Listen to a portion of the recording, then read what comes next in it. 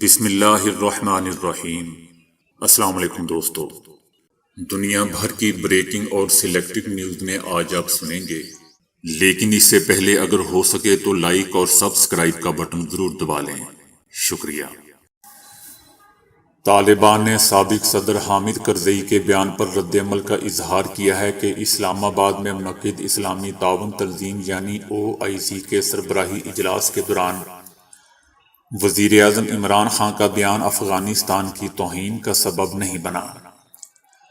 وزیر اعظم عمران خان نے اتوار کو سربراہی اجلاس میں اپنے خطاب کے دوران کہا تھا کہ افغان حکومت میں برسوں کی کرپشن کی وجہ سے سابق حکومت کے خاتمے سے پہلے ہی پڑوسی ملک میں غربت پھیل چکی تھی۔ اس پر رد عمل ظاہر کرتے ہوئے افغانستان کے سابق صدر حامد کرزئی نے وزیر اعظم عمران خان کے بیان کو افغانوں کے درمیان تفرقہ پیدا کرنے کی کوشش اور افغان عوام کی توہین قرار دیا تھا۔ ان کا کہنا تھا کہ یہ الزام واضح پروپیگنڈا ہے کیونکہ حقیقت اس کے برعکس ہے۔ حامد کرزئی نے کہا تھا کہ پاکستان کو بین الاقوامی فورمز پر افغانستان کی جانب سے بات کرنے سے گریز کرنا چاہیے اور دونوں ممالک کے درمیان مثبت اور مہذب تعلقات قائم کرنے کے لیے کام کرنا چاہیے۔ تاہم طالبان نے سابق افغان صدر کرزئی کو جواب دیتے ہوئے کہا کہ ہمیں یقین ہے کہ وزیر اعظم عمران خان کا بیان افغانستان کی توہین کا باعث نہیں بنا ہے۔ طالبان نے کہا کہ سربراہی کانفرنس میں سب نے اپنے خیالات کا اظہار کیا اور وزیر اعظم عمران خان نے سابق افغان حکومت پر تنقید کی۔ ہم عمران خان کے بیان کو توہین آمیز نہیں سمجھتے۔ دوسری طرف امریکی ایوان نمائندگان کے ارکان نے صدر جو بائیڈن سے افغانستان کے منجمد اثاثے بحال کرنے کا مطالبہ کیا ہے۔ امریکی صدر جو بائیڈن اور امریکی محکمہ خزانہ کو لکھے گئے خط میں ڈیموکریٹک پارٹی سے تعلق رکھنے والے ایوان نمائندگان کے ارکان کا کہنا تھا کہ افغانستان کے معاملے پر امریکی اتحادیوں اور انسانی حقوق کے لیے کام کرنے والوں کے ساتھ کھڑے ہیں۔ امریکی حکومت افغانستان کے لیے ایسے معاشی اقدامات سے گریز کرے جس کا نقصان افغان بچوں اور عورتوں سمیت افغان عوام کو اٹھانا پڑے۔ خط میں مزید کہا گیا کہ افغانستان کی تباہ حال معاشی حالت سے انسانی المیہ پیدا ہونے اور خطے میں مہاجرین کے نئے بحران کا خدشہ ہے۔ امریکہ فوری طور پر افغانستان کے منجمد اثاثے بحال کرے۔ افغانستان کے اثاثوں پر پابندی سے 2022 میں 20 سال کے دوران ہونے والی اموات سے زیادہ اموات کا خدشہ ہے۔ وزیر اعظم عمران خان کا کہنا ہے کہ PTI نے خیبر پختونخوا کے بلدیاتی انتخابات میں غلط امیدواروں کا چناؤ شکست کی وجہ بنی۔ پاکستان تحریک انصاف نے خیبر پختونخوا کے بلدیاتی انتخابات کے پہلے مرحلے میں غلطیاں کی اور اس کی قیمت بھی ادا کی۔ غلط امیدواروں کا انتخاب بنیادی وجہ بنا۔ آئندہ خیبر پختونخوا کے بلدیاتی انتخابات کے دوسرے مرحلے اور پاکستان بھر میں بلدیاتی انتخابات کے لیے انتخابی حکمت عملی کو میں خود دیکھوں گا۔ انشاءاللہ PTI مضبوط ہو کر آئے گی۔ دوسری طرف شہباز شریف کا کہنا ہے کہ حکمران جماعت کی شکست کمر توڑ مہنگائی، اشیاء کی قیمتوں میں اضافے کے خلاف عوام کے غصے کا اظہار ہے۔ شہباز شریف نے مزید کہا کہ یہ اس تجربے کے خاتمے کی شروعات ہے جو قوم کو مہنگا پڑا۔ دوستو، یاد رہے کہ تحریک انصاف کو صوبہ خیبر پختونخوا کے بلدیاتی انتخابات میں کئی مقامات پر اپسٹ شکست کا سامنا کرنا پڑا، جبکہ جمعیت علماء اسلام فضل الرحمان گروپ سب سے زیادہ نشستیں حاصل کرنے میں کامیاب رہی۔ ایک ماں کے لیے ضروری ہے کہ وہ اپنے بچوں کا ذہن پڑھ سکنے کی صلاحیت رکھتی ہو کیونکہ یہ ان کی تربیت کے لیے ناگزیر ہے۔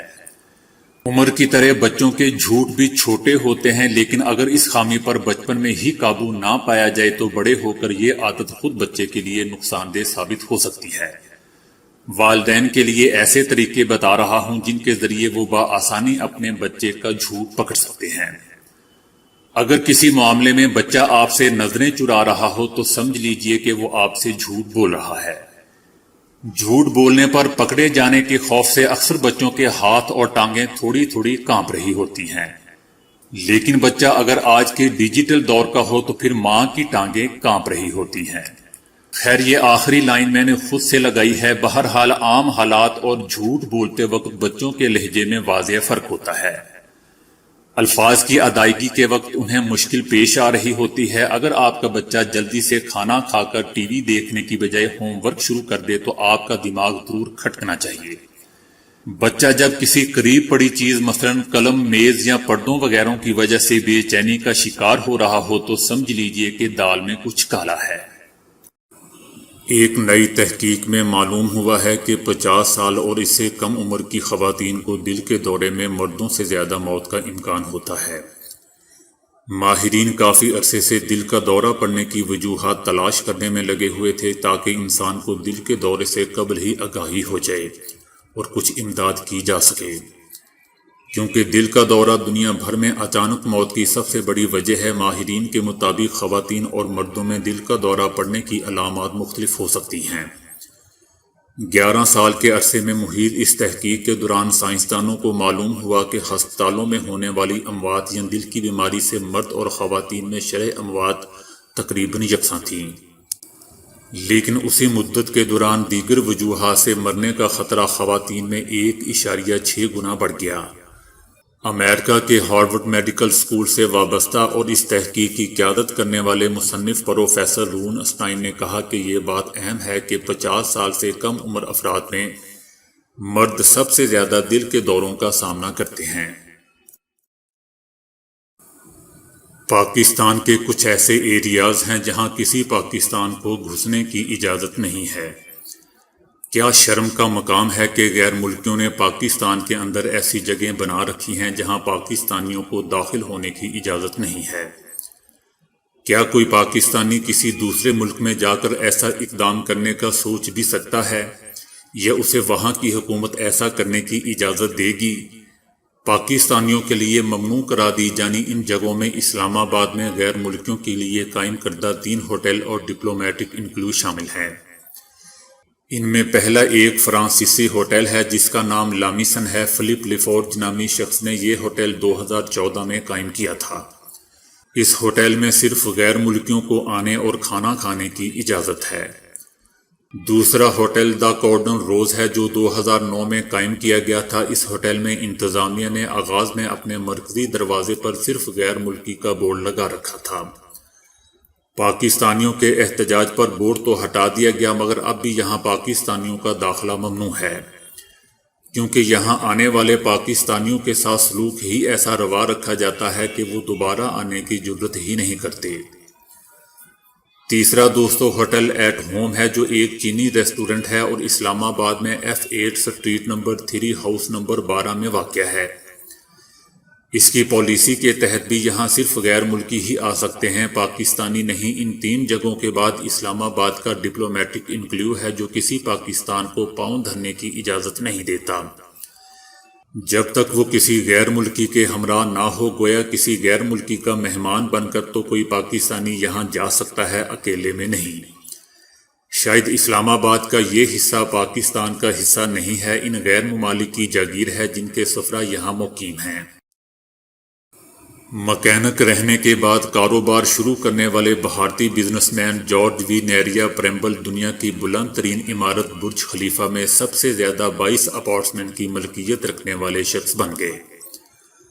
828 میٹر بلند عمارت میں سب سے زیادہ اپارٹمنٹ کی ملکیت حاصل کرنے کا سفر نیریا پریمبل نے اپنے دوست کے مذاق اور طنز کے باعث شروع کیا تھا۔ ایک دوست نے انہیں ایک روز مذاق میں کہا تھا کہ تم اس عمارت میں داخل بھی نہیں ہو سکتے، اور اب نیریا پریمبل اس عمارت کے 900 میں سے 22 اپارٹمنٹ کے مالک ہیں۔ 5 اپارٹمنٹ انہوں نے کرائے پر دے رکھے ہیں، باقی کے لیے مناسب کرائے دار کے انتظار میں ہیں۔ نیریا پریمبل نے کہا کہ اچھی ڈیل کا موقع ملے تو وہ مزید اپارٹمنٹ بھی خریدیں گے۔ اگر آپ انٹرنیٹ پر کوئی گانا یا سانگ تلاش کرنا چاہتے ہیں تو گوگل کا نیا فیچر ہم ٹو سرچ استعمال کرتے ہوئے اس کا کچھ حصہ 10 سے 15 سیکنڈ تک گنگنا دیجیے۔ چاہے وہ کتنا ہی بے تکا کیوں نہ ہو، گوگل اس سے ملتی جلتی تمام دھنیں اور گانے ڈھونڈ نکالے گا۔